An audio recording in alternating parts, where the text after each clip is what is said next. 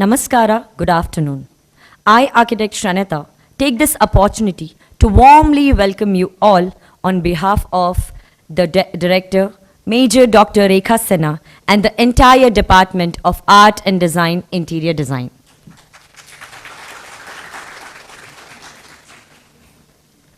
Now, I kindly request our guest of honor, Shri Chaitanya Charan Sir, along with Shri Suvarna Gaur Sir, Shri Kanthaswamy Sir, Director of Research, Dr. N.V.H. Krishnan Sir, Advisor at the Chancellor's Advisory Board, Shri Sridhar Murthy, Advisor at Chancellor's Advisory Board, Dr. N.V. Krishnan Sir, Advisory Chancellor's Advisory Board, Bal Subramanya Sir, Deputy Director at CDOE, and Major Dr. Rekha Sinha, along with all the principal officers and the dignitaries, to kindly come up on the dais for the lighting of the lamp.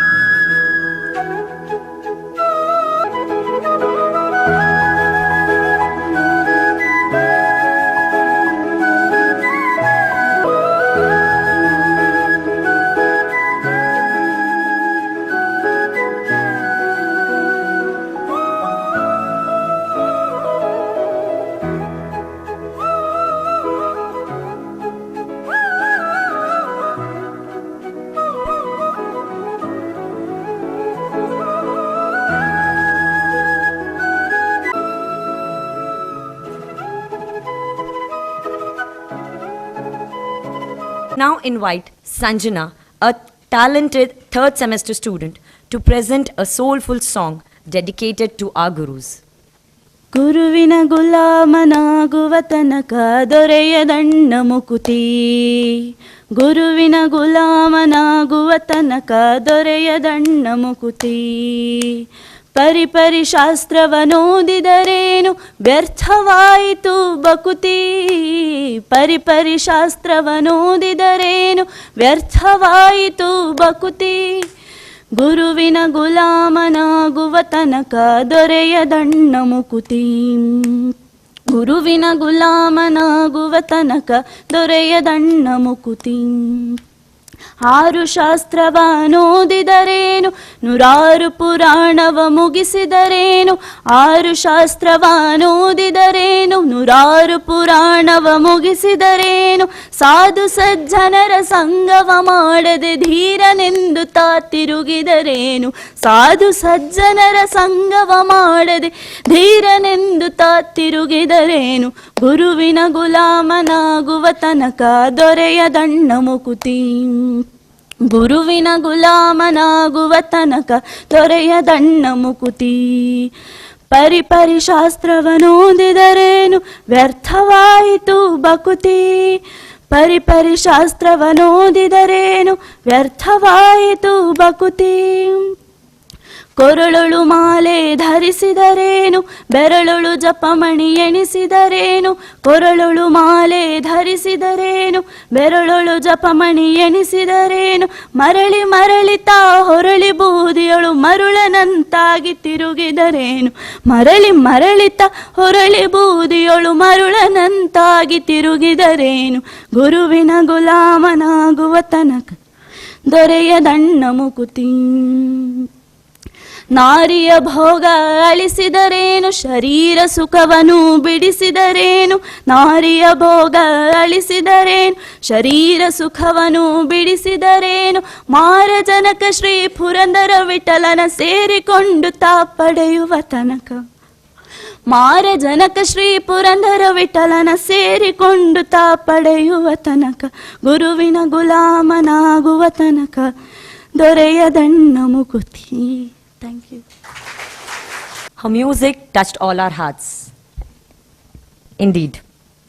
Now, taking the blessings of Almighty, I would call our talented 5th semester students, Kripa and Thilain, to present the Ganesh Vandana.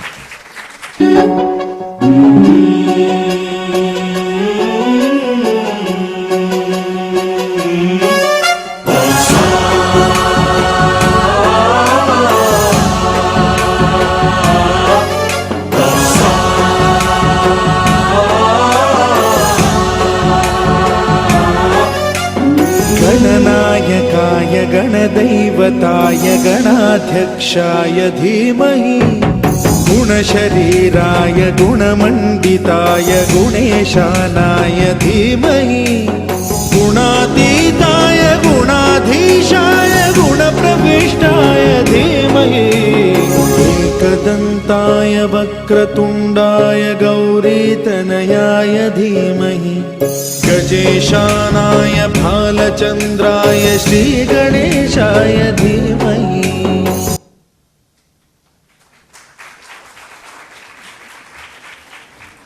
And that was indeed a beautiful performance. Thank you, students. Now I request Director Ma'am, Major Dr. Rekha Sinha, to kindly introduce our guest of honor. Shri Gurubhyo Namaha. Hare Krishna.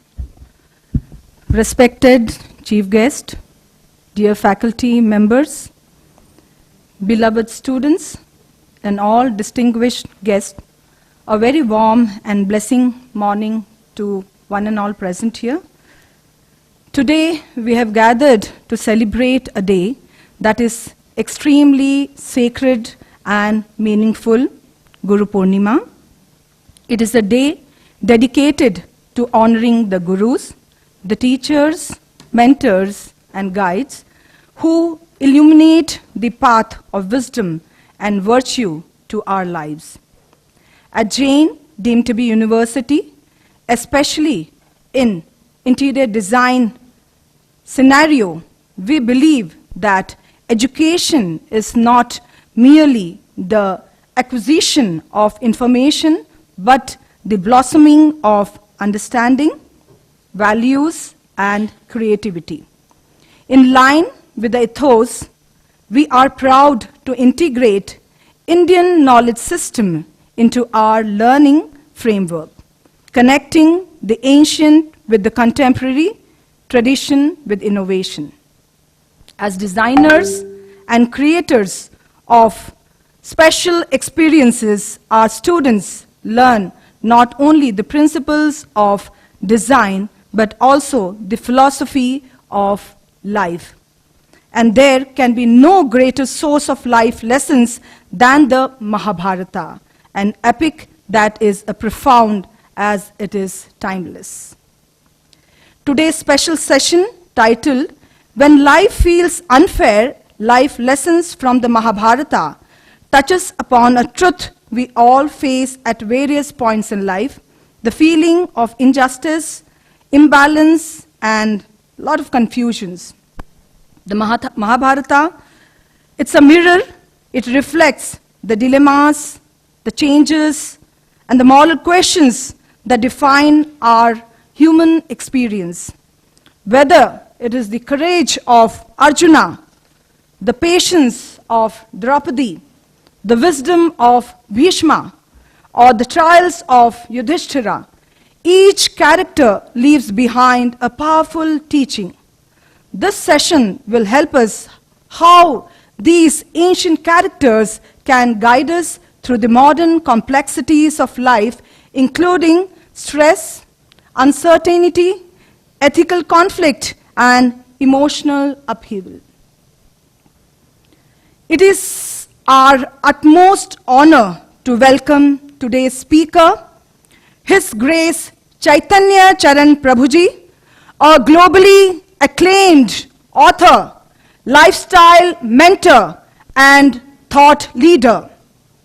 With over 25 published books, including many bestsellers, he has touched life across continents through his powerful message of transformation through spiritual wisdom. His ability to simplify ancient scriptures into relatable life lessons has inspired thousands of professionals, entrepreneurs, students, and leaders around the world. He is a regular speaker at top educational institutes, corporate forums, and leadership summits. Deeply sensitive to the modern crisis of stress, depression, and directionlessness, he has chosen to dedicate his life to sharing the timeless truth of Vedic wisdom in a way that speaks to today's generation. We are truly grateful to have him here with us today to help us rediscover ourselves, rediscover balance, the purpose, and resilience through the lens of the Mahabharata. Let this Guru Purnima remind us that life may not always be fair, but it is always a teacher, and when we have the wisdom to learn from it, we grow beyond circumstances and discover true strength within. Let us begin today's session with reverence, curiosity, and an open heart. Thank you. Hare Krishna. Thank you so much, ma'am. And now, moving to the most awaited part of today's event. I warmly invite Sri Chaitanya Charan sir to share his profound insights on life lessons, especially on how to gracefully navigate and accept life when it feels unfair.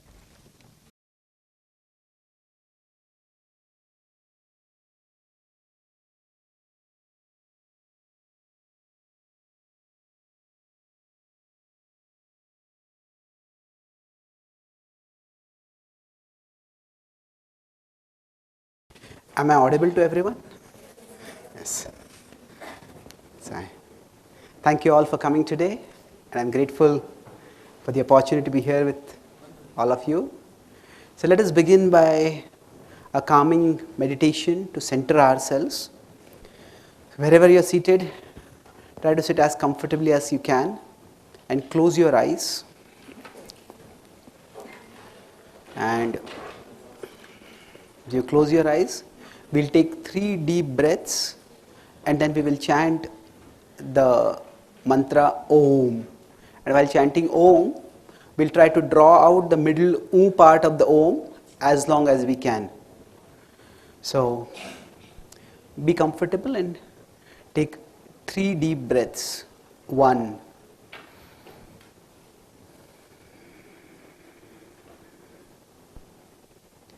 Breathe deeply in and out. 2.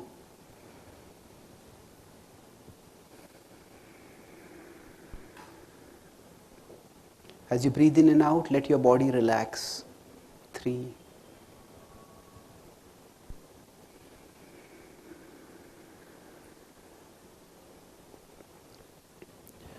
Now let us together utter Om.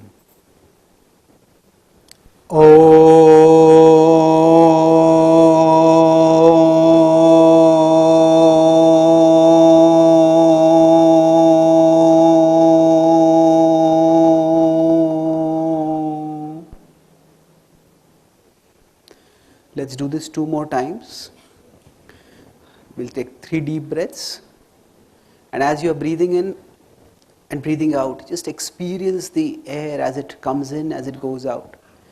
Let it relax each part of your body as it comes into your body. 1.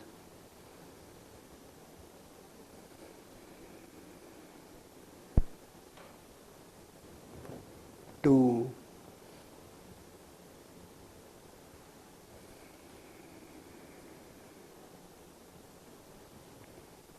3. 4.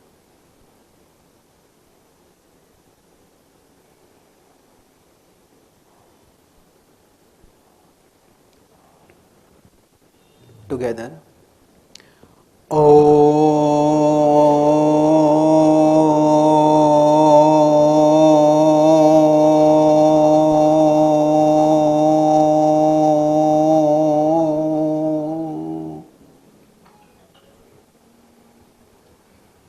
One last time. This time as we breathe in and breathe out, try to focus on your face and let your face relax. Squeeze your muscles of the face and let them relax. Squeeze your eyes and let them relax. Much of the stress in our body stays in our face and our eyes. So let the breath that you inhale spread in your face and your eyes and bring energy and positivity to you. 1,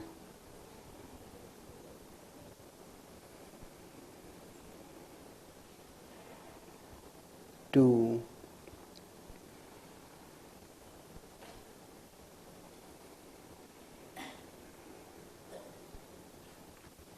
3,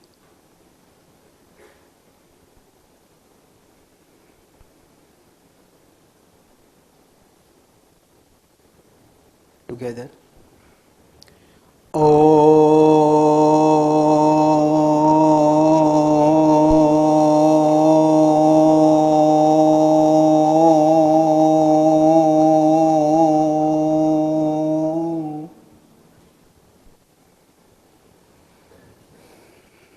Take one gentle deep breath and then open your eyes.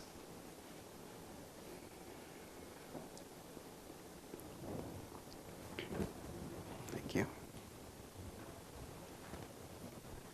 Are you feeling a little more relaxed, a little more peaceful? Thank you. So, I'll talk today on the topic of when life feels unfair. I'll talk about this in broadly two distinct halves, which we'll be contrasting. I'll be using this as a whiteboard to write and draw certain things. Is this visible to you? If I write something over here. When life feels unfair. The font size is visible from behind? Okay, good. Are all the lights connected, or can we turn off just the lights over here? Or can you see from behind clearly? You're able to see that. No need to change them. That's okay. So, broadly, what I'm going to discuss in two parts. Yeah, this is better. That there are two trajectories we can go when we feel life is unfair. And in the Mahabharata, there are two sets of characters. They're the Kauravas and the Pandavas. So, we will look at how they chose two different trajectories. And this is a choice that we make at every moment in life. So, when life feels unfair, we can choose to be resentful. That, oh, why is this not right? Why is that not right? Why is that not right? Or we can choose to be resourceful. We'll talk about what this means and how we can go about doing it. And beyond resentful, we can go beyond to become hateful. This is what Duryodhana especially did, and the other Kauravas followed. And the other is, from being resourceful, we can go further and we can become faithful. So, this trajectory, this is the trajectory of success, of happiness, of a meaningful and even wonderful contribution in our life. This is the trajectory where resentful and hateful is the dark trajectory. So in the Bhagavad Gita, it is described that there are two kinds of people in the world. So we could put it in contemporary terms that there are some people who are wise and there are some people who are otherwise. So, now it sometimes feels as if both these people are existing inside us. Sometimes we act in wise ways, especially when we have to give some advice to others. We feel as if, I should record what I am speaking, maybe I should write a book. But when we are provoked, when we are agitated, some kind of demon seems to come out from inside us. Say, what did I speak? What did I do? Why did I do like that? So, while this is a choice which will define our entire life, but this is a choice that we make moment to moment. So let's go over this. When we look at this feeling that life is unfair. Now, when we say unfair, we feel that there are some things wrong in my life. Some things, or maybe many things. Sometimes we feel it's everything. Nothing is as it should be. So if we look at the lives of the Pandavas and the Kauravas, we will see that life was not easy for either of them, the Pandavas and the Kauravas. The both of them were born in royalty, and yet neither of them had a straight claim to being the successor. If we consider, for Duryodhan, he had a problem that came in one sense by something completely beyond his control, and that created a lot of frustration and heartburn within him. And that was, what was the problem that he faced? Right from his birth, because of which he did not have a claim to being a king, or the prince who would become the king. Yes, please. Because his father was blind, he Yeah. didn't have that opportunity to go on the throne right after his father. Yes. So, Because his father didn't have the throne. Exactly. The throne was with Pandu, so rightfully Pandu's son was to be the next in. yes, true. Thank you. So he could say he started disadvantaged in life by having a blind father. Yes, that was frustrating for him. Now, what about the Pandavas? Did something unfair happen to them in their life also? What was it?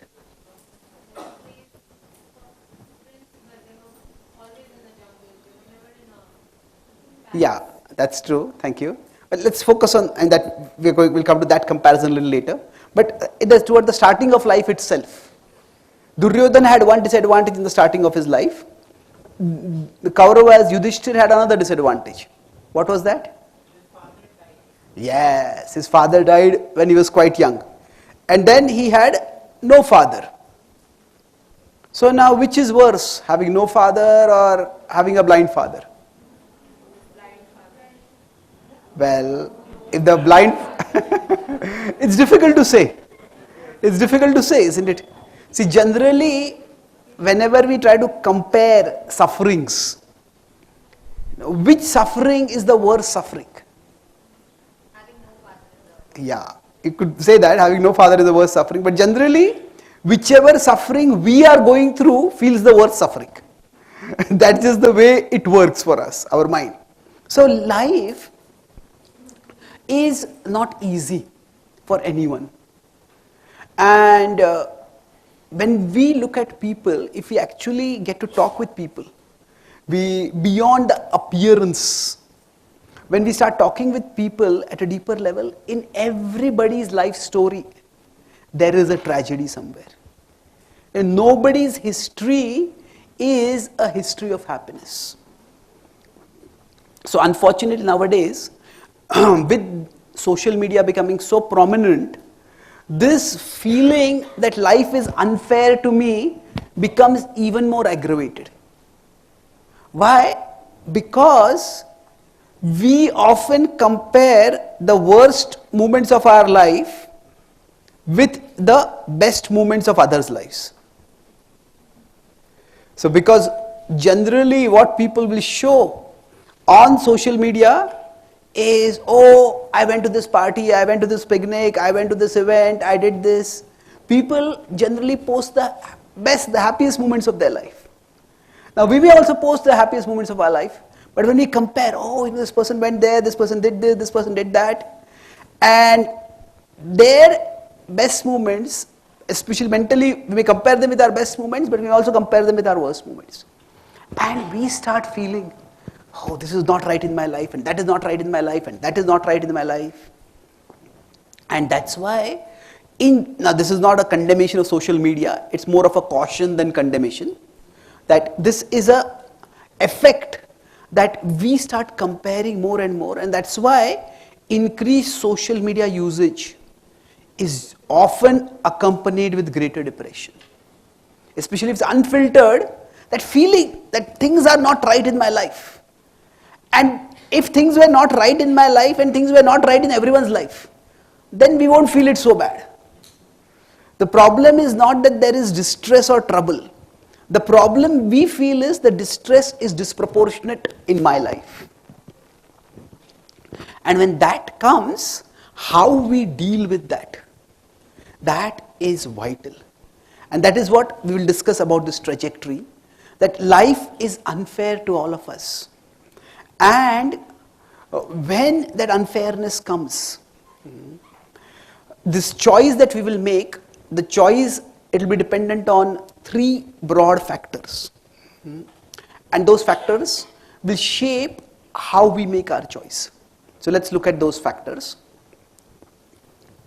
So the first is, and I'm saying life's unfairness is okay. For whatever reason, that is the way it is. But our choices, what we focus on, that's shaped broadly, if we consider a circle over here, how we look at life, how we act in life, that's shaped by four factors. The one factor is our upbringing. Our upbringing refers to our parents specifically, but in general, the broad society and the culture within which we are brought up. So our upbringing shapes how we act. And the next factor is our association, the kind of people we hang out with. That will determine, now the way I am drawing it is, it's almost like a 25% for each of it, but it's not like that. It's just indicative over here. Now, one factor which is not in our control, which modern science may call our genes, from the Vedic perspective, it is our past karma. Our past karma from our past lives that shapes us to act in particular ways. Some people are by nature more introvert, some people are more extrovert, some people are more musically oriented, some people are more mathematically oriented, some people are more linguistically oriented, some people are more artistically oriented. So we all tend to choose in particular directions. That's shaped by our past karma. Then our upbringing is there, our association is there. And beyond our association, the last factor is our buddhi, our intelligence. Now, let's look at these factors and how they shape the way the Duryodhan chose and the way, say, Yudhishthir or the Pandavas chose. Now, if we look at our lives, if we look at our own selves, we will all see that there are some things wrong in my life. Maybe feel this unfair, maybe I am not tall enough, maybe I am not fair enough, maybe I am not smart enough, maybe I am not fluent enough, maybe I am not rich enough. There are all of us can think of ways in which things are deficient to the point of feeling unfair. Now, when I came up on the dais, you may notice that I need crutches for walking. So when I was one, my mother took me, we were staying in a small town in Maharashtra. My mother took me to a clinic to get a polio vaccine. And the polio vaccine is among the most reliable vaccines. Polio is more or less eliminated from the world. But because it's a small town, there was often power supply disruptions. So the previous night before we went to that clinic, the power supply to that clinic had gone off, and because of that the fridge in which the vaccine had been kept had become heated, and because of the extra heat the germs in the vaccine had multiplied. Now neither the attendant nor the physician noticed that, and because the germs had multiplied, when that vaccine was given to me, instead of preventing polio, it ended up causing polio. So I don't remember any of this, but I was told that I was just learning to take my first steps, and I fell down and I could never walk normally thereafter. But my first memory of this is when I was about 2.5 or 3, and a distant relative had come to our home, and she was consoling my mother, saying, "It's so sad your son got polio." And I remember my mother's voice, very calm, clear, confident. She said, whatever he lacks physically, God will provide him intellectually. Now I don't know why my mother said that, whether I had shown some intellectual ability at that time, or whether it was her hope, her prayer. But somehow that stayed with me. As I was growing up, I couldn't play outdoor games like other kids could play. So naturally a part of me felt that this is unfair. But then when I started reading and studying, I noticed that I could read things rapidly, I could remember things well, I could grasp things quite nicely, I could articulate things clearly. I was doing quite well in studies. So in my neighborhood, there was one boy who also was going to the same school where I was going, and he was excellent at athletics. And because he was so good at athletics and I was dull at athletics, so he used to tease me. He used to mock me. And now we have become a little more sensitive about the kind of words that we use and the impact that are there on words. But so langada and that kind of things he would words use. I'd feel a little irritated by that.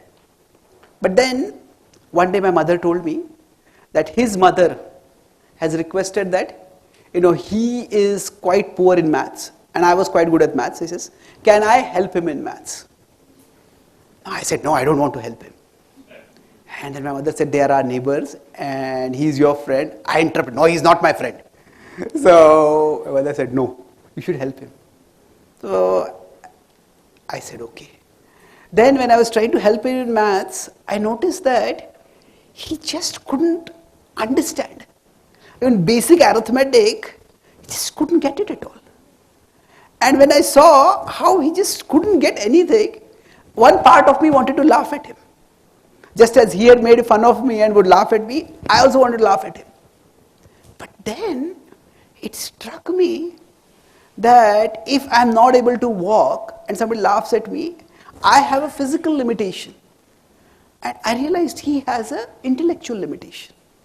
Now some people may have an IQ of 160, some people may have an IQ of 80. And he just couldn't get it. So at that time, somewhere at the back of my mind, that awareness came, probably I articulated in the future. And I could complain that, what did I do that I have this physical disability? But then I could turn that argument around and say, what did I do because of which I have this intellectual ability? So life is unfair, no doubt.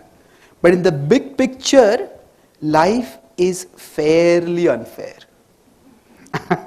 Fairly unfair means that in some areas of life we get worse than what we deserve, and in some areas of life we get better than what we deserve. We may feel, oh, this is wrong in my life and that is wrong in my life, and yes, that may be true. But many times we overlook what is right in our life. We tend to overlook or devalue what is right in our life. I became a monk about 30 years ago, and for the last 12 years I have been traveling across the world, sharing the wisdom of the Gita. And one of the things I have noticed, especially when I go to universities abroad and interact with students, that we in India may have the challenge that our parents are often quite having high expectations and demanding a lot. But in the West, so many children come from utterly families that are either disrupted or they are dysfunctional. And that leads to huge problems. So this is not to criticize the West, it is just to contextualize. Yes, in the West, those who grow up may have many more comforts than what we have. But comfort alone does not make for happiness. One of the things that I noticed when I interact with people in the West, especially in America, is that people are comfortable at the level of the body, but they are very distressed, very lonely, very miserable at the level of the mind. So we could say that people are comfortably miserable. Now again, this whole paradox, life is fairly unfair. Now, yes, there are some things which are good, some things which are bad. This is just the way life is. So there was something wrong for Duryodhan, there was something wrong for Yudhishthira, there was something wrong for the Kauravas, something wrong for the Pandavas. And our choice, it is to a large extent, while Pandu was not there with the Pandavas while they were growing up, but they grew up in a forest. And when they grew up in a forest, they just didn't have anyone to order around. They didn't have any luxuries while they were growing up. And that's why they developed a sense of responsibility, a sense of duty, a sense of doing what it takes. And even when they came back to the kingdom, they continued that ethos. So for each one of us, if we look at our life, there will be things in these two categories. What is right in our life and what is wrong.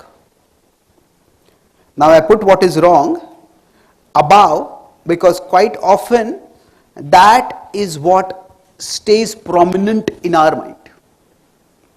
We tend to focus on what is wrong. Now we cannot deny what is wrong in our life, but we cannot let it dominate our mind. So it's a choice that every one of us has to make. What is it that we will focus on? What is right or what is wrong? What we have or what we don't have. The Pandavas naturally focused on what they had. They grew up responsible human beings. And then their father passed away. Then they came back to the kingdom. So till this point, Duryodhan had grown up in the kingdom, and there was a certain level of uncertainty about whether the Pandavas would come back, whether they would lay a claim to the kingdom. So he was in one sense expected to be the successor. So he was in English the word is heir. Heir is, if somebody has a kingdom, the next person who is going to become the king is the heir. Now in royal families, the king and the queen are often concerned about who will be the successor. So they have an heir. Now after they have the heir, then their concern is, what if something happens to the heir? So after they have the heir, they have the spare.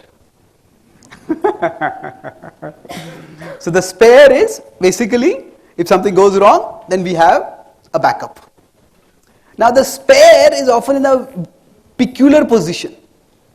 Who would not want to be the king? Who would not want to be the successor, the main successor? At the same time, who would want something bad to happen to their sibling, their elder sibling? So being a spare is not a very comfortable position. So what happened to Duryodhan?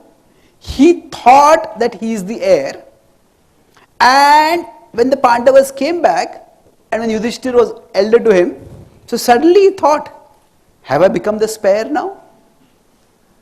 And this would naturally get to his nerves. This would naturally feel unfair to him.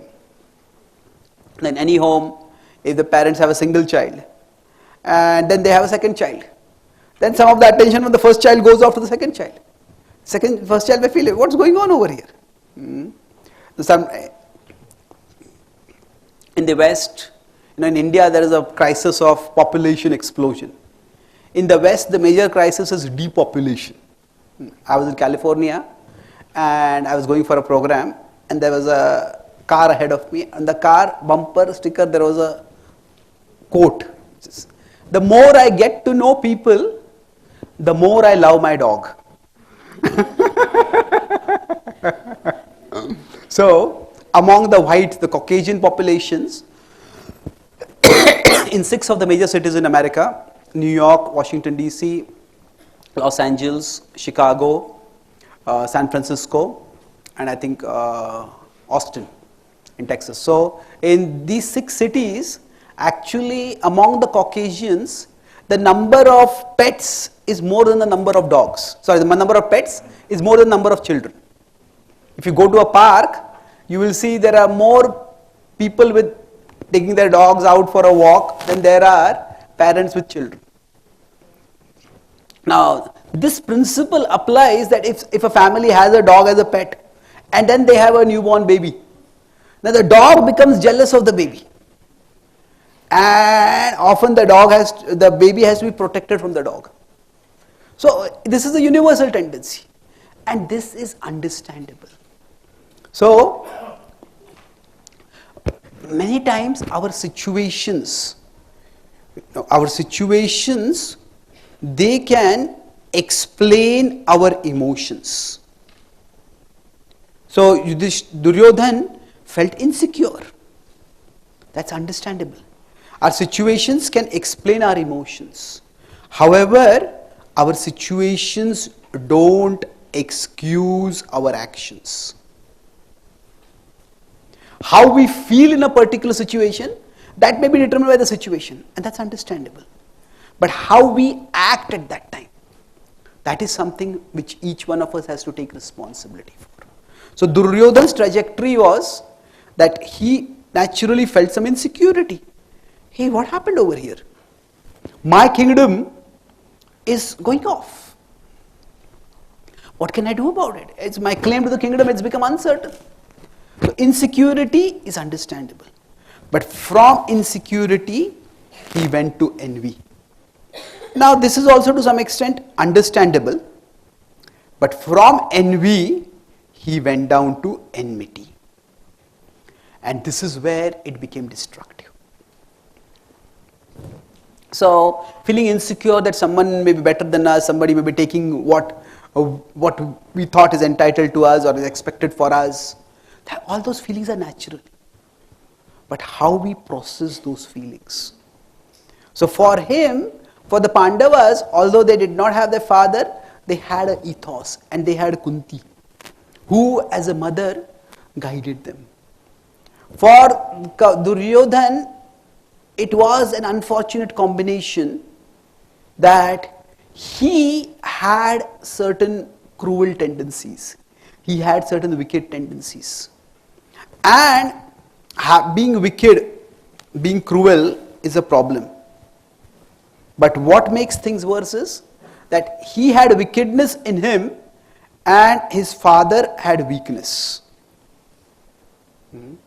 If somebody is wicked, somebody is cruel, there is somebody strong, disciplined in that person, maybe their negative tendencies can be controlled. But here what happened? The child had wickedness, the parent had weakness. Sometimes it can work the opposite also.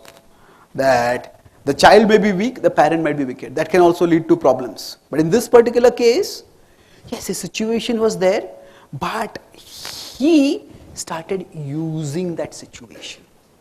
Now, going back to this, our trajectory was that the Kauravas and Pandavas, both of them had a raw deal from life. And we can't change that.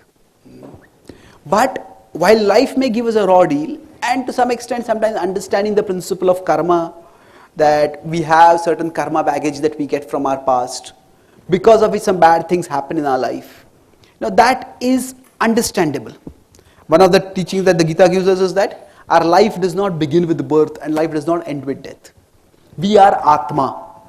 And we have existed before birth and we will be existing after death also. So when we come in our life journey, in this particular lifetime, each one of us brings with it us a karma baggage. This can be called as daiva or destiny. This is like the baggage of karma that we bring from our past with us.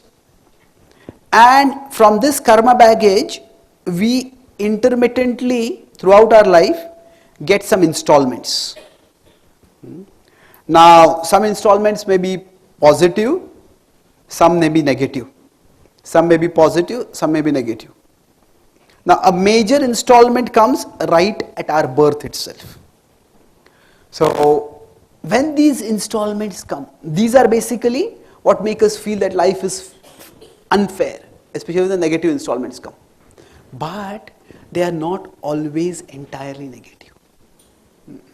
Yes, now it's possible for some people, they may get a far more raw deal than others.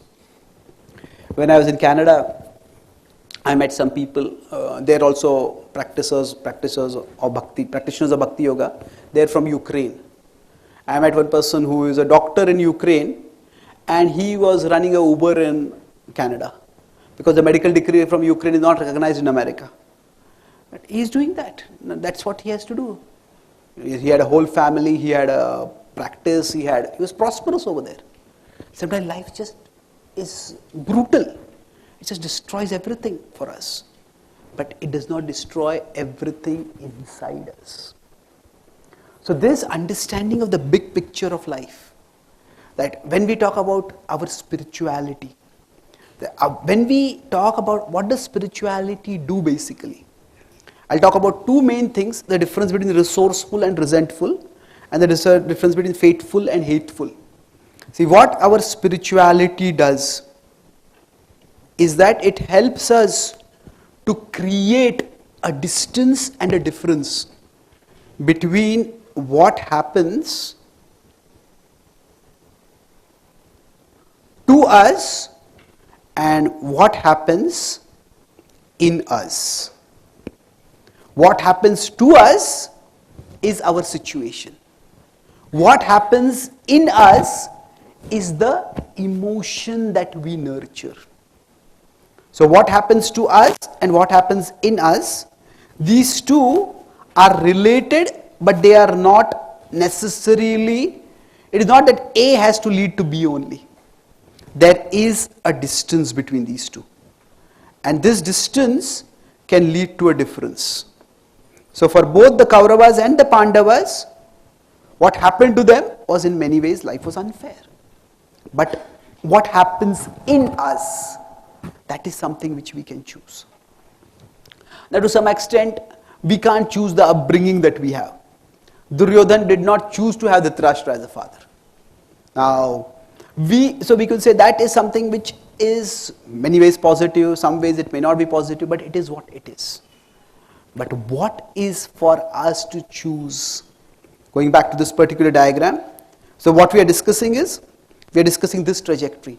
Why did Duryodhan chose the trajectory of becoming resentful, and why did Yudhishthir and the Pandavas chose the trajectory of being resourceful? And we'll move further and we discuss about these 4 factors. So we can look among these factors, 4 factors, which of these are in our control and which of these are not in our control. If you look at the 4 factors, what about our genes or our past karma? So they are out of our control. What about our upbringing? That is also largely out of our control. What about our association? Yes, it is in our control. What about our intelligence? Yes, it is something which we can develop. It is, we can learn how to take sounder decisions in our life.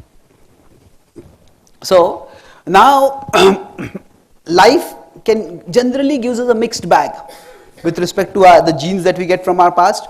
We may have talents in some areas, we may not have talents in some areas.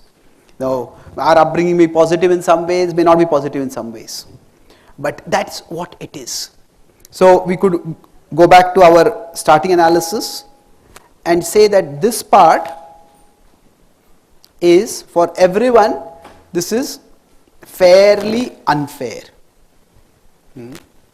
Some of it is good, some of it is bad. Some of it may be more good, some of it may be less good. But that's how it is. Now, what we do with our life will be determined by this part. There are certain moments in our life when we make critical choices. And what choice we will make, if you watch some movies or read some novels, There are certain times when a hero has to choose, or the villain has to choose, will they do this or will they do that? And that one choice can make or break a life at that particular time. But what determines that choice? Can we prepare for that choice? That is shaped by our association and by our intelligence. So, I was talking about spirituality as being able to create a distance between what happens to us and what happens in us. So basically, our association, it is our sangha. So when we have satsanga, when we have good association, that can increase the probability that we'll make good choices. And our buddhi is developed by our swadhyay, by what we study. We study wisdom texts like the Bhagavad Gita, the Mahabharath. We learn life lessons from them. And this is especially shaped by our swadhyay and our sadhana. I'll talk about this towards the end. But let's look at this as we move forward. So now, both of them grew in their own ways. The kingdom was disputed. Who was going to get what? See, generally, when things are wrong in our life, when we fixate on how life is unfair, we cannot stay in that situation for very long. We have to, when we are feeling resentful because of that, at that time, that resentfulness is a very dark place to be inside. Now, if you are sitting at a particular place and it is extremely cold over there, now you can't bear the cold, you have to go somewhere away from that cold. You'll go and shift somewhere else. If you are sitting very close to fire, you move away from the fire. So when there is resentfulness inside us, oh, this is wrong, that is wrong, that is wrong. So what happens? We go in two directions, Ichha and Dvesha. Ichha and Dvesha. So Ichha refers to the desire. But by this desire, what happens is, we look for some quick pleasure. Some quick pleasure to give us some relief. And that is how, when we become compulsively attracted towards pleasure, we end up becoming addicted. Nobody is born with a cigarette in their mouth or alcohol bottle in their hands. What happens is, when life feels bad in some way, when they feel terrible internally, they want some relief. And many of the addictive substances, they give some quick relief. And once they get that relief, they want it more and more and more.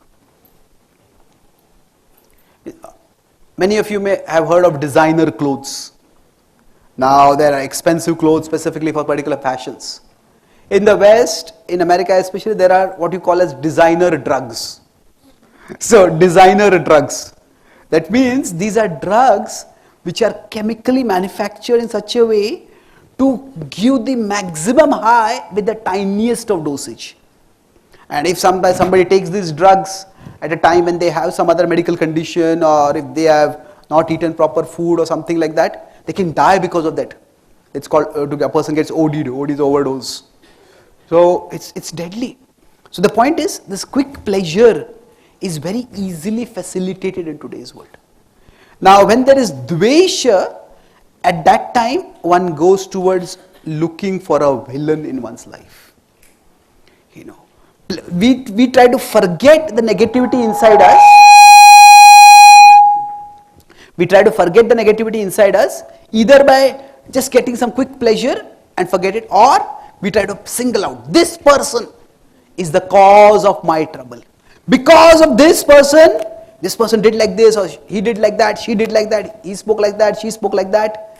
Because of that, everything is going wrong in my life. And among these two, which do you think Duryodhan chose? Dvesha. He decided that the Pandavas are the cause of the suffering in my life. Now yes, there are people who hurt us, there's no denying that. But when we get fixated on them, this person is the cause of my life's suffering. That is where, from this journey from being resentful is, why are things not right in my life? Why are things like this? From there, one goes to becoming hateful. So I talked about, like, feeling insecure is understandable, insecurity is understandable, envy is understandable. But from envy, when somebody goes to enmity, that is deadly. That is where a person thinks, I'm going to destroy you. And when you are destroyed, then I can be peaceful, then I can be happy. And we'll start seeing what Duryodhan did. When he was just a small boy, he decided to poison Bhima. Now can you imagine this? See, for most of us, eating food is among the most relaxing activities that we do. When we are hanging out with friends, we eat food. And for Duryodhan to plan to poison Bhima, yes, he was a royal prince and he had access to poison from the royal reserves, but still for him to get the poison, it requires a very devilish mind to do that. Now some people try to say, actually Duryodhan was not such a bad person. Duryodhan was good, Shakuni made him bad. And it's not that simple. Duryodhan was bad and Shakuni made him worse. So he tried to kill Bhima. Now if you look at from the perspective of the Pandavas, there is, when something bad happens to us, what results is trauma. We had this terrible plane crash in Ahmedabad. I have a group of friends who are actually offering for the medical students who survived. Can you imagine, you're just sitting and maybe eating food or hanging out with your friends and a plane crashes into the hostel itself. It's a stuff of nightmares. So these group of friends who are therapists and medical practitioners, they are offering trauma support to these kids over there. So we get traumatized. The Pandavas, they could have got traumatized. That, you're eating food and not with the enemy, with your own relative, and you're poisoned. The two activities that we do most relaxing is, say, when we are eating food and when we are at our home. And Duryodhan targeted both of them. When they were in the house of lack, that's where he schemed to have the whole house set on fire. So the Pandavas could have got traumatized. It shows their resilience, their inner strength, that they survived that, they recovered from that. So Duryodhan became hateful and he tried to kill the Pandavas. Now if we look at the association, now Duryodhan, in general, nature abhors a vacuum. So when his father was weak, see, when people are growing up, they need people who will guide them. So for him, Dhritarashtra was a weak father figure. So because Dhritarashtra was weak, so he looked for someone who would be a better father figure for him. Now he could have looked to Vidura, he could have looked to Bhishma. Bhishma was in fact one generation bigger. He could have looked at Bhishma, but he did not. He looked at Shakuni. That is the association that we choose. So Shakuni filled him with more and more poison. So if we find ourselves feeling more and more resentful, and from that resentment we are going towards hatred. I lost this opportunity because of this person. I didn't clear this exam because this person did like this. I didn't get this particular project or this job because of this. If our consciousness is getting more and more fixated on someone, then that is strongly indicative that we have gone to that level of looking for a villain. And that's when we start becoming hateful. And unfortunately, again, with social media, now there are chat groups where it just can be filled with hatred. So much hatred towards someone. That it can be to a particular religious group, it can be towards a particular regional group, it can be towards a particular gender, it can be a particular profession. So what happens? When we start looking for a villain, the social media algorithms are such that if we read one kind of content, then we will give you even more and more and more of that kind of content. And that's how people live in their own echo chambers. And it's just a very dark place to be in.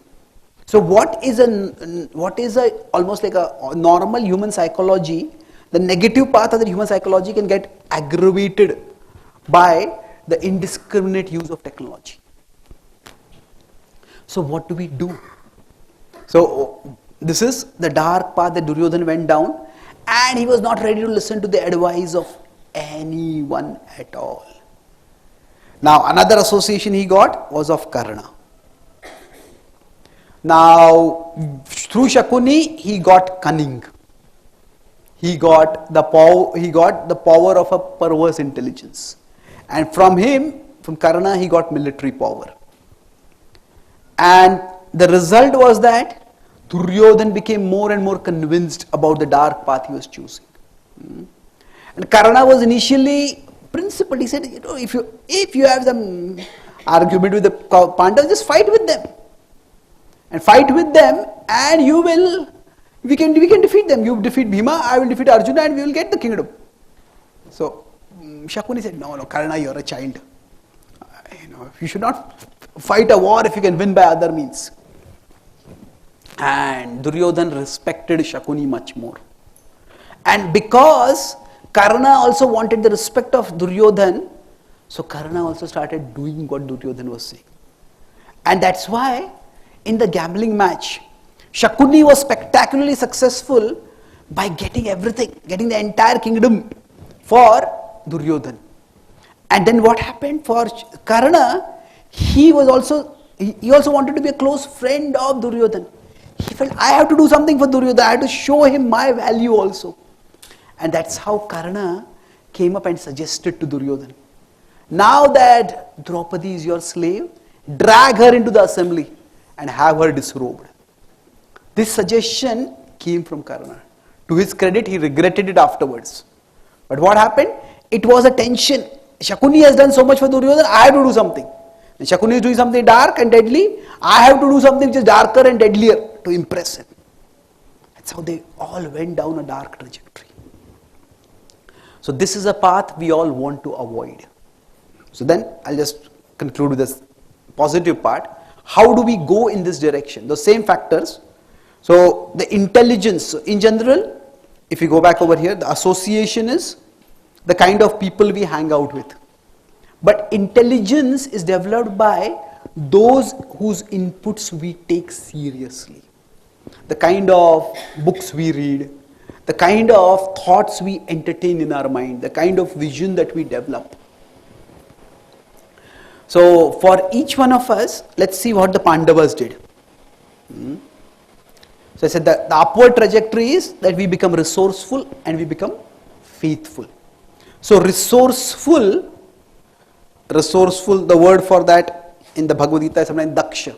Daksha means expert, but now resourceful does not necessarily mean that we are full of resources, that we have lots and lots of things and we can choose, then we are resourceful. No, nobody is in that situation. Resourceful does not necessarily mean this. Resourceful means that we fully use our resources, whatever we have. So we start with what is in my control, what is in my hands. Let me focus on that. We fully use what we have. And then still we may feel that no matter how much I have, it's not good enough. I will do my part, but it's not good enough. This world is so big, there are so many things wrong in my life. Now what I am going to do, how is going to have an effect? And this is where being faithful is important. Resourceful is about that I will do the best with the things that are in my control. Faithful is that what is not in my control will work out in its own way. Being resourceful and being faithful. So let's look at this from one story with which I'll draw an inference and then I'll conclude. Now, in the Mahabharata, in the war that happened at Kurukshetra, the Pandavas also suffered many setbacks. One of the most painful setback was on the 13th day. On that day, at the start of the day, Arjuna was challenged by a king Susharman and he was diverted. So if there is Pandava army and the Kaurava army, they're going to face off. So there was a warrior who challenged Arjuna, and Arjuna went from here. So he was not there in the main contingent where the war was going on. And then after Arjuna went out of sight, the Kauravas immediately reformed their army. And then they presented the Chakravyuha. The Chakravyuha was one of the most dangerous military formations. And their goal was to get to Yudhishthir and have him arrested. That's what Duryona's plan was. So now nobody knew how to break the Chakravyuha except for Arjuna. Now this unstoppable military formation could have destroyed the entire army. There was one person who knew how to break the Chakravyuha, but he did not know how to come out. Who was that? Abhimanyu. Now, so Abhimanyu went inside, and the plan was, he expressed his reservation. I can go inside, but I don't know how to come out. So Bhima assured him, if you just go inside, we will follow you and we will destroy the Chakravyuha from inside. So Abhimanyu broke through, but Jayadratha came in the way and he was trapped. He fought heroically and none of the Kauravas could defeat him. Finally 6 of them ganged together and they destroyed him. That evening, when Arjuna after a long day's fight came back, he felt a deep sense of apprehension, of fear within him. Now in those days, war was something like sports. In sports, it is at a particular place in a stadium from a particular time to a particular time that the match happens. So it was like that in Kurukshetra, from sunrise to sunset the war would happen. So and when the warriors would come back to their particular camps, there would be celebratory music to welcome them back. But on this day, when Arjuna came back, he noticed there was a somber silence. As he went to the main tent where all the warriors would meet at the end of the day to review and to strategize for the next day, he noticed that none of the soldiers would meet his eye. Everybody was turning away from him. Normally people would greet him and the pit in his stomach became bigger. He remembered that in the heat of the war, he thought that he had heard somebody say, call out, scream out, the Kauravas have formed a Chakravyuha. Now he had been so much in the middle of the heat of the battle that he had shut out all the noise, so that had not registered for him. If the Kauravas have formed a Chakravyuha, then what has happened? Has some disaster befallen our army? Has Yudhishthira been captured? Or did Abhimanyu try to stop him?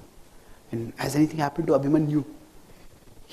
When the chariot came right in front of the tent, just jumped off the chariot and ran inside. All the warriors would have their thrones on which they would sit. Arjuna's eyes first went to Yudhishthira.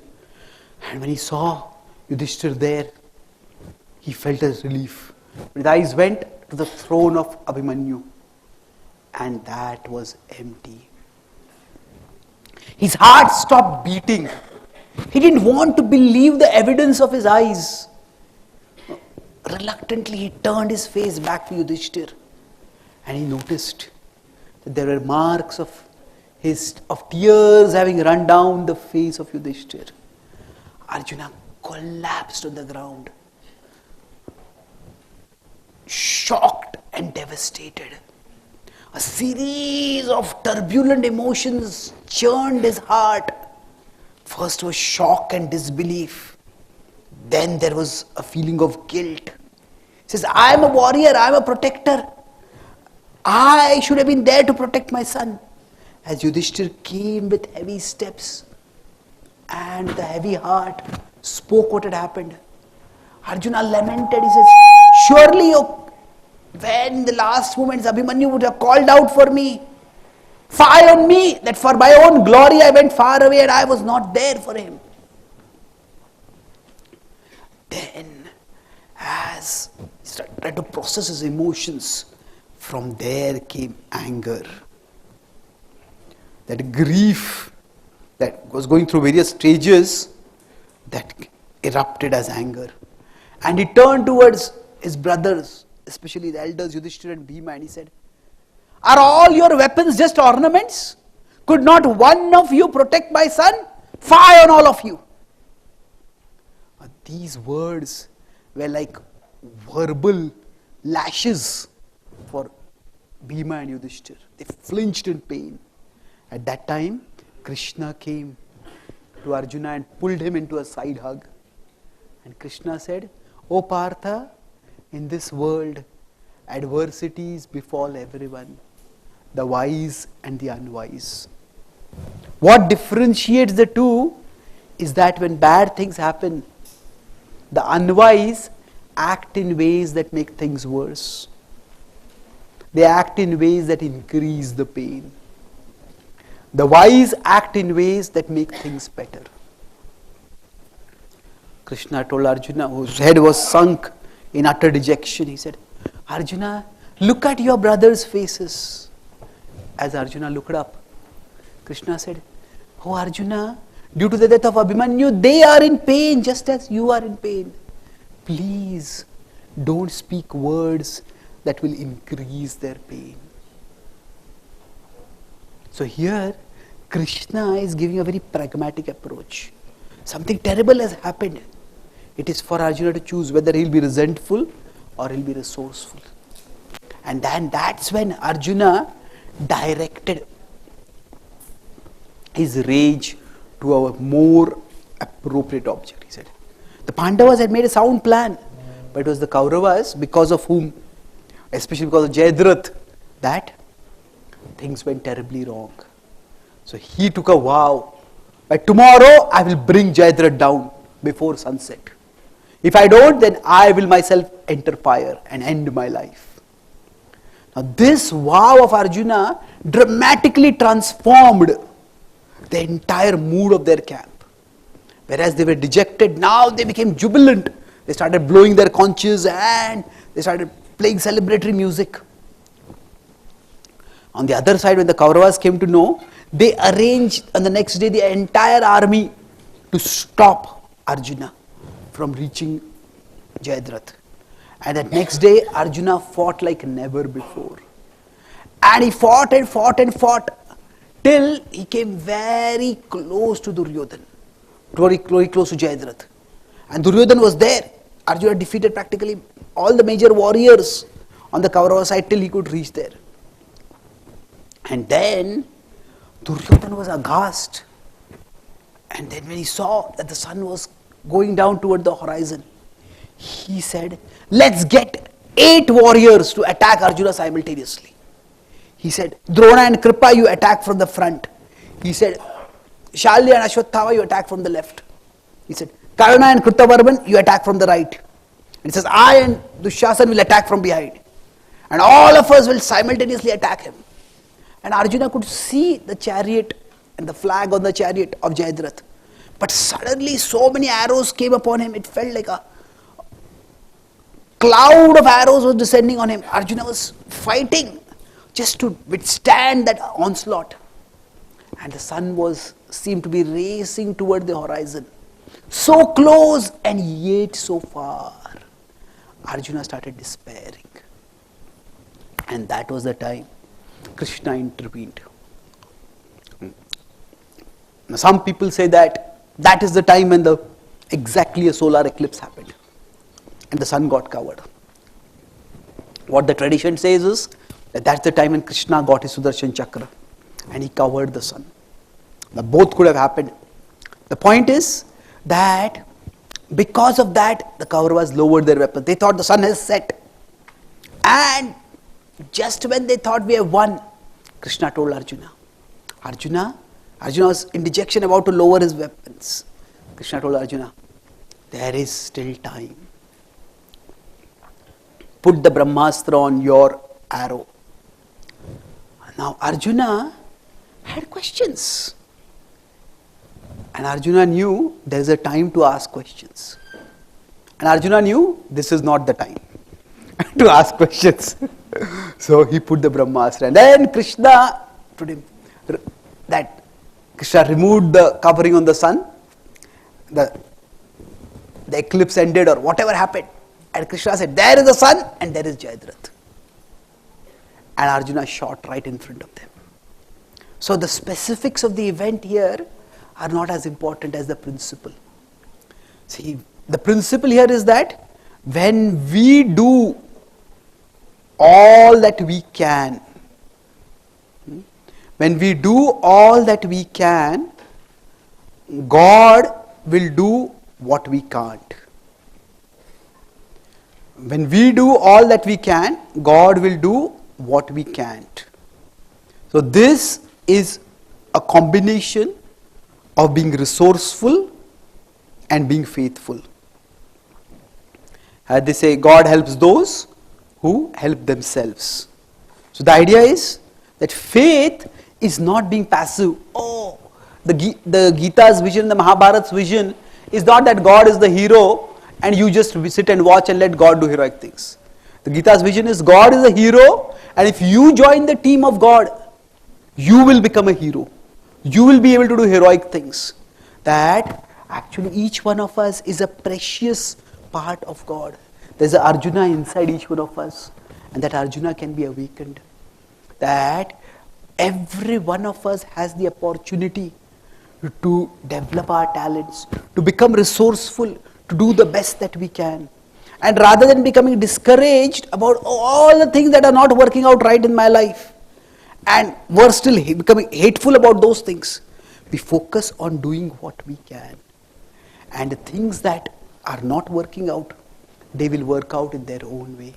So when we are faithful, what happens is, I'll conclude with this point, that what happened to us. Now, there are many things which may have happened to us which we feel are bad in our life. But if we are faithful, that gives us the strength to push on, to persist. If we persist doing our part, being resourceful, then even what was unfair for us, we will discover that what happened to us turns out to be what happened not to us but for us. What happened to us actually happened for us. That means what we think right now, oh, why did this happen to me? Why did this person do like this? Why did this go happen like that? And that it may feel terrible. Now, after this talk, maybe later in the day, whenever you have a few minutes, look back at your life and think of one incident from your past when you felt this was terrible when it happened. But now you look at it, something good came out of it. Something good that you would not even have imagined that came out of it. So, but that good came out because you persisted. So for each one of us, when we hear stories from the Mahabharata, when we don't just see them as entertaining stories, but we complement them with the wisdom of the Gita, with the philosophy which gives us a worldview, for seeing the principles that are demonstrated through the stories, then each one of us, we can keep doing our part patiently, persistently, and then we can be resourceful and we can be faithful. And whatever situation we are in, we can create a brighter future from wherever we may be. So I'll summarize what I discussed today.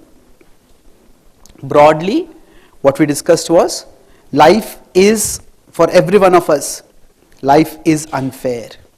In different ways, life is unfair, but if you look at the full picture, life is fairly unfair. And for the Pandavas, things were wrong. The Kauravas, things were wrong. Now we can focus on the unfair part and we can go in one direction. That is, we can become resentful, fixating on all that is wrong with us in our life. And while this feeling is understandable, our situations can explain our emotions. The feeling resentful is okay. We can feel like that. But when we start living like that, we can start acting like that. That is what, it doesn't excuse our actions. When we start acting on that, so Duryodhan went from insecurity to envy to enmity.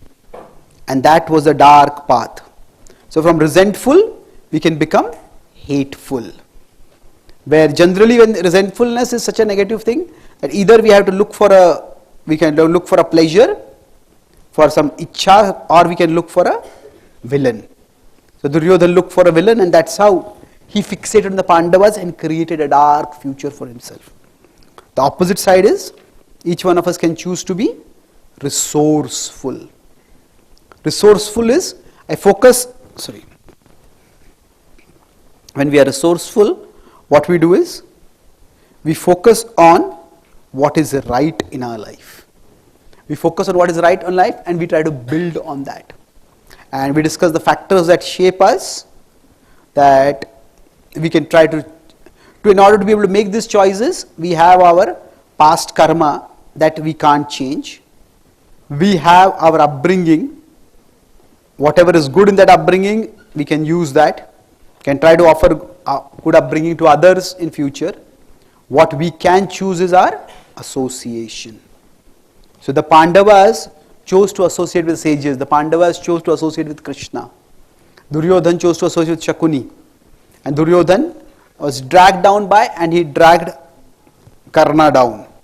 So, and we have our intelligence, we have our buddhi.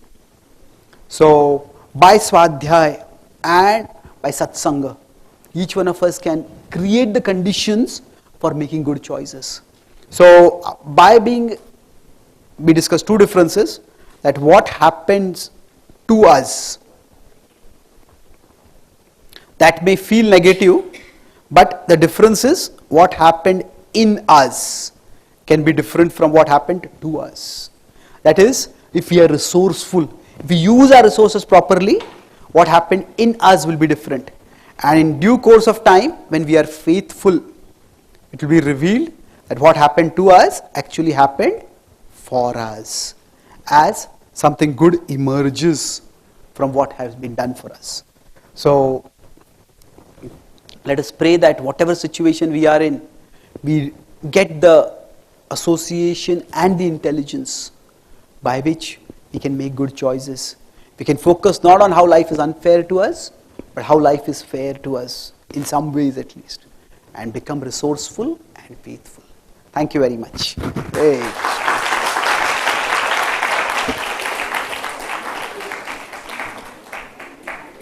How was life fairly unfair to Karna? Like, first of all, he was an experimental baby because Kunti got to know she wanted to experiment if it is real or not. She Yeah. tried that. Then, secondly, he was left by his mother. Thirdly, a janitor adopted him. But then always there was something about it that Karna felt that I am not supposed to be here. After that, when he thought that there's some opportunity with Duryodhan, he went over there. Duryodhan gave him greediness of the kingdom and everything. So he went towards that side. So how was life fairly unfair to him? Life was always unfair to him. Where is the fairness in that? That's a fair question. Well, three things. First is, yes, his mother had to abandon him for circumstantial reasons.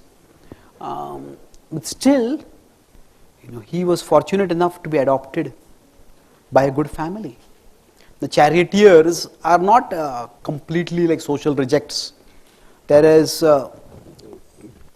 from whatever record we have, his adoptive parents loved him, they cared for him. And there is no record of anybody trying to poison Karna when he was going as a child. Anybody trying to burn his house alive. Burn his home when he was living with his family.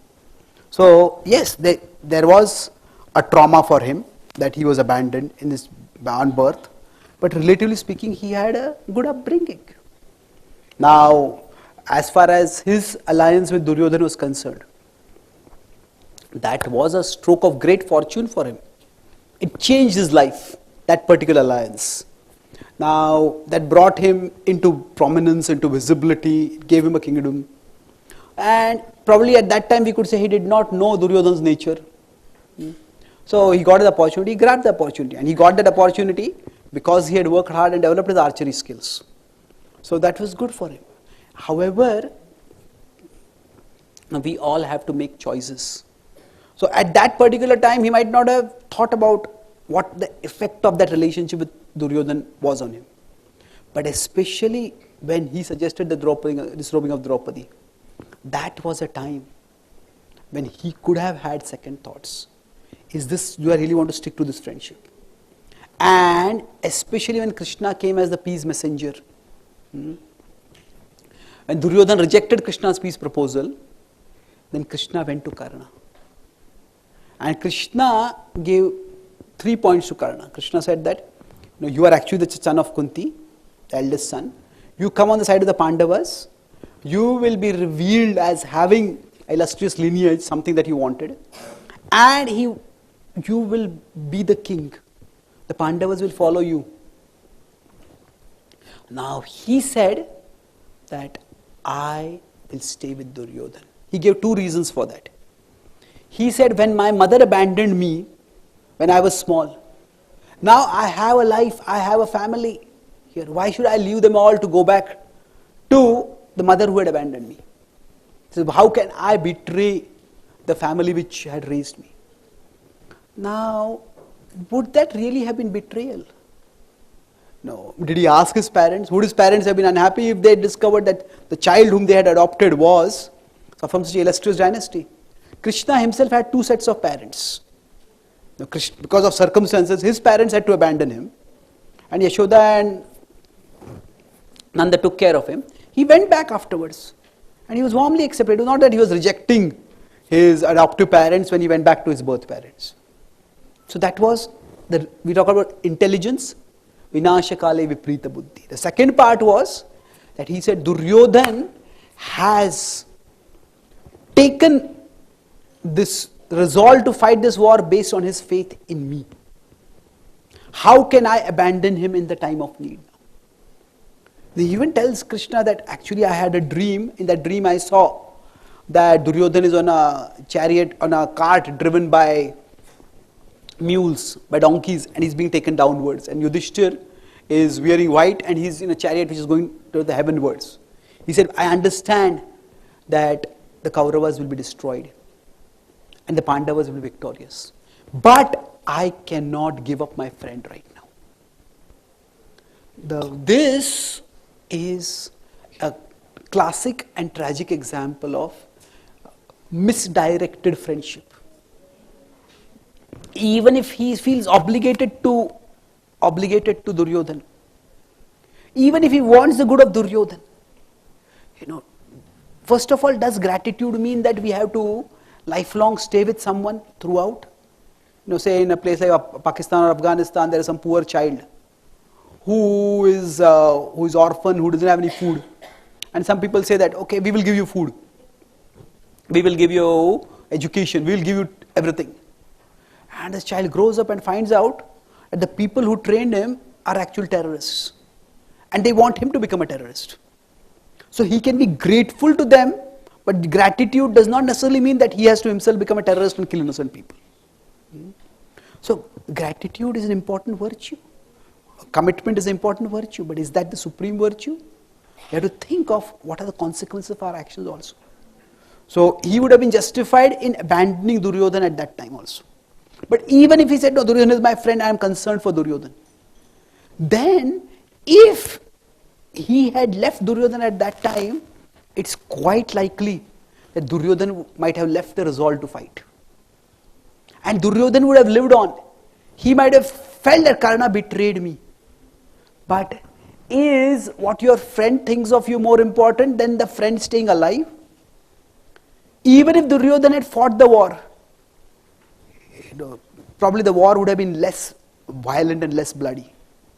And once Bhishma and Drona had fallen, with Karna not being on his side, Duryodhan would have tried to settle for peace. So, it was, yes, did life treat him unfairly? Yes, that's true. But eventually he was doomed not by destiny, but by his decision. His decision, now even the final stages, when say, he forgot the weapon that he had. Well, that was terrible, but he could have prepared for it. Parshuram had given him a curse that he would not remember the weapons that he had, the mantras for the weapons that he had. But he could have done further tapasya, he could have got more other weapons. When Arjuna was in the forest, Arjuna did not just keep his arsenal only to the weapons that Drona had taught him. Arjuna performed further tapasya and got further weapons. So yes, bad things happen to everyone. Because of factors beyond control, Arjuna was cursed also. Karna got a curse, Arjuna got a curse. Arjuna lost his manhood. He became a eunuch because of the curse. Now for a Kshatriya, for a warrior, for any man, impotency is like the worst nightmare. For a person who is a warrior, with that virility, that chivalry is the defining quality. For him to lose that by a curse, Karna never got any curse like that. But Arjuna used that curse to hide during the incognito exile by becoming Brihanalla.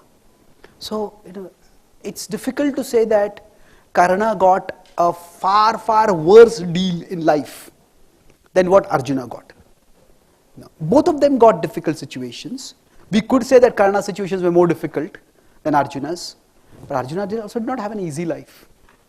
But ultimately it was, everything else that happened could be said to be circumstantial. Everything that he did could have been circumstantial. But Karna's decision to reject Krishna's proposal, that was intentional. That cannot be put on situations. And that was what ultimately doomed him. Okay?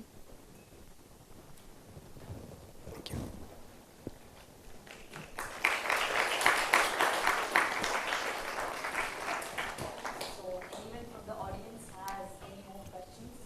Anyone from the audience, any more questions? Anybody wants to discuss anything with Guruji?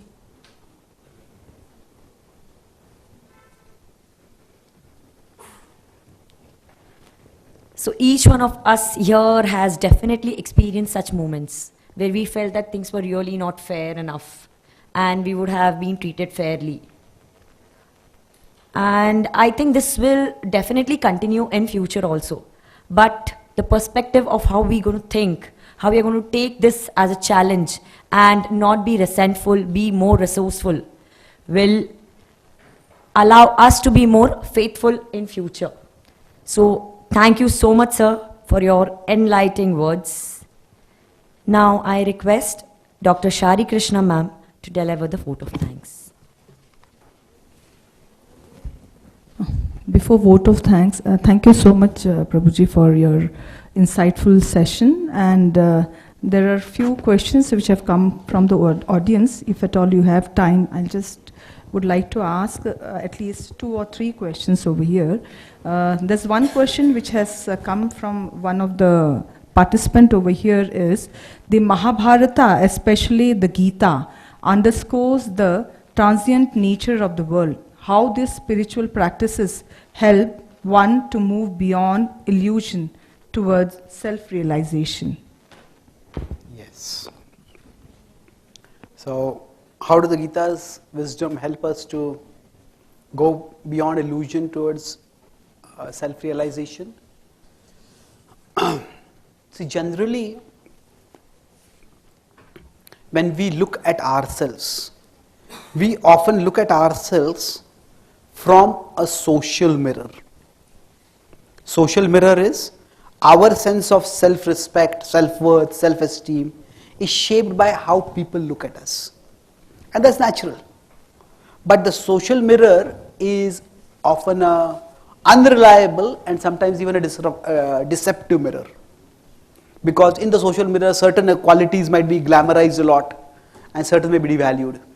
So if we are looking at ourselves always from this way, we will never be able to understand who we are. We'll never be able to develop our potentials. We will likely stay insecure. So what the Gita tells us is that we are first and foremost parts of the divine. Mamaivam sho jiva loke. So we learn to look at ourselves through a spiritual mirror, a divine mirror, not the social mirror, but a divine mirror. That every one of us has intrinsic value because we are parts of the divine. Each one of us is loved by the divine. The world may value us based on what we achieve, but God values us based on who we are. So that sense of intrinsic self-worth rather than extrinsic self-worth, that's something which is very valuable and very empowering. So this capacity to see ourselves through the divine mirror, for that we need to connect with the divine. So that human connection with the divine is actually called as yoga. Nowadays the word yoga is associated with yoga asanas. The asanas are one part of yoga, but yoga essentially means to link, to connect. So there is karma yoga, there is dhyan yoga, there is jnana yoga, there is bhakti yoga. All these yogas, they help us to connect with a reality beyond ourselves, with the divine. And the stronger our connection becomes with the divine, the greater becomes the clarity that we have with ourselves. And we can develop our potentials both ways. That what we have is like a kshetra. The word kshetra broadly means field. Now each one of us is a field. Now in this field, there are two ways. Now we can grow a tree, we can grow an orchard with mangoes, and we can grow outward, but we can go inwards. And there is a treasury here. So for each one of us, we have certain talents, we have certain abilities, and by connecting, by developing our divine connection, by the practice of yoga, we can observe our talents better, identify them, and develop them. So Arjuna became a great warrior. Now Arjuna was never insecure, oh that Bhima is so much stronger than me. Arjuna was never insecure that, oh Yudhishthira is so much wiser than me, he is so much more learned than me.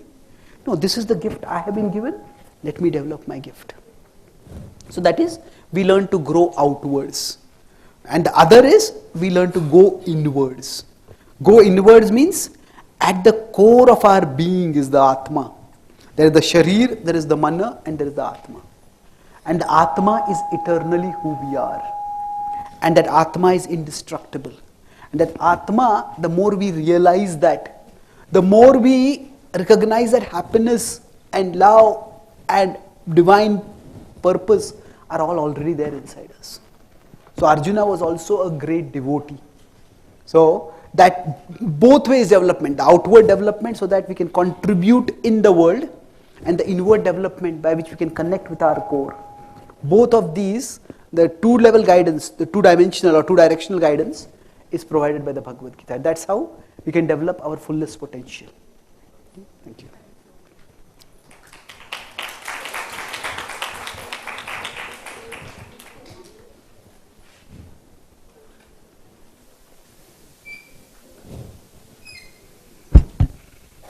I think this will be the last question, though many other questions were also there. Here it has been mentioned, in a nutshell, I would just like to tell about the attachment and detachment which has been spoken over here. So the student wants to understand that the detachment in relationships or work or spiritual discipline while maintaining compassion and engagement. Is it possible? And if at all it is so, maybe through Mahabharata or Bhagavad Gita, how is that possible? Yes, detachment is a very important teaching within the Gita, but detachment has to be very carefully understood. It is not absence of emotion. Absence of emotion will simply make us cold and hard-hearted. In English there are two words, there is cold and there is cool. And the two are not the same. Cold is a person who is uncaring, who is heartless. That's not what detachment is. Detachment is not absence of emotion, it is absence of domination by emotion. It is where all our decisions are taken solely by emotion alone. Now we may think that it is emotion that enables us to connect with others, to have relationships. And yes, that is true. But it is emotion, when it becomes too strong, that can become a problem. If we consider, there can be, if we consider emotion, if we can think of emotions in our life, They can be too much or too little. So now if it's too much, if too little, we become heartless. If it's too much, we become headless. We don't think carefully, we don't think objectively. You see, there's a difference between affection and attachment. And what is the difference? So generally we may think of attachment and detachment are opposites. But actually there is the opposite of attachment from this perspective will be apathy, not caring at all for someone. But when we talk about detachment, see, affection and attachment, so too much emotion will be attachment. And too little emotion is not exactly, it's apathy. I don't care at all. If Krishna himself doesn't care for the world, okay, this world is the world of Maya, why does he come as avatar? Why does he try to set things right in the world? Because there is concern over there. So affection means there is emotion that is two things. It is guided by intelligence. It is guided by reason. And it is guarded. It is guarded by dharma, guarded by morality. These two things are there. Where to direct our emotion and how much. So, guided and guarded, buddhi and dharma, then emotion is very, very powerful. If these two are not there, see, affection means when we have affection for someone, we don't like to say no to that person. If a child asks some toy to a parent, the parent don't like to say no to them. But there's a difference between don't like to say no and can't say no. Now, sometimes in romantic movies, sometimes they say, I can never say no to you. And that's shown as if that's a sign of great love. But no. Sometimes the other person may be asking something which may be bad for that person, which may be bad for us. And if we say, I can't say no, then that is unhealthy. That is too much control by emotion. So Dhritarashtra's relationship with Duryodhana was that I can never say no to you. And that's how he ended up sending Duryodhana on the path of destruction. So there has to be emotion, but the detachment is not absence of emotion.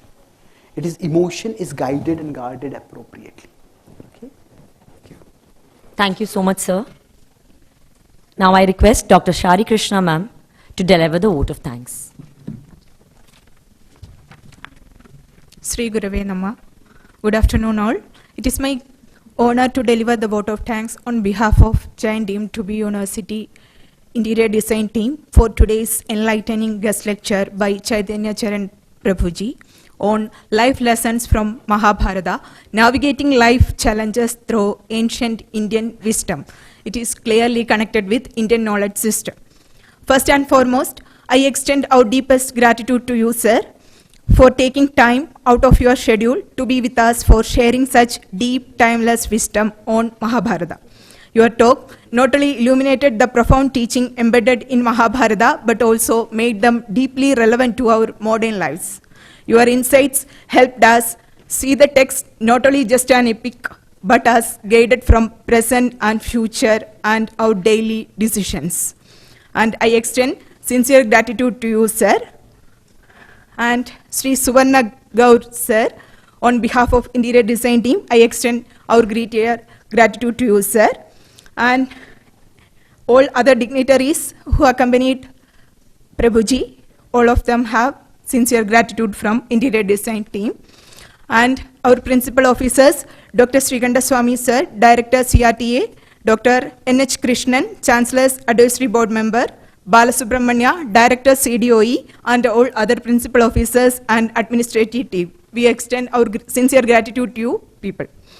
I would also like to thank our organizer, our director, Dr. Major Rekha Sinha ma'am, and coordinators, faculty members from design team and other departments, students from design team and other departments, office administrative team, sub-staffs and all other participants who made this session possible and successful. Your presence and engagement have added great value to this event. Thank you all. Thank you so much, Dr. Shari Krishna.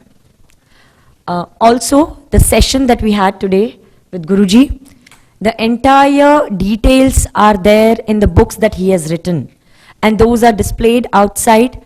We all have this one opportunity to buy these books and also take his signature on those books, which be a lasting memory with those books with us.